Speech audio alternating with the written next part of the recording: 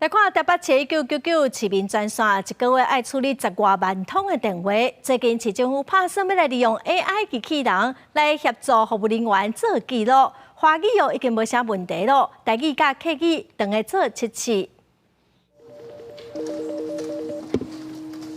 你好，很高兴为您服务。 民众电话卡入来1999市民专线，服务人员随着按记录查资料，才能回答问题，比如树仔倒去、动物救援，还是落住证据等等。民众需要协助的代志是百款。像台北市电话服务人员差不多才30个人，平均一个月都要处理10万通的电话，这会弄着靠人工处理，压力是真大。就是讲，阮拢拍字嘛，拍字登记起来。啊，那 AI 的话，就是讲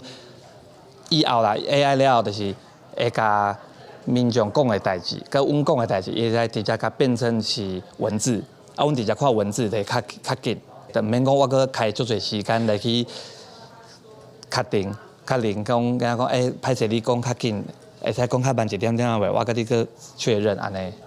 服务人员表示，规工落来手嘛是会忝，就惊影响到市民服务。为着要互工课愈有效率，台北市研考会打算加入 AI 来辅助电话服务人员。第一阶段会先把语音转文字的技术引入市民专线，其中台语、客语转文字记录的部分要等待测试。然后伫第二阶段会进一步训练 AI 甲服务人员到找资料。 最近也是在研究说，台语的部分是不是也是可以使用语音转文字？因为其实也是有一些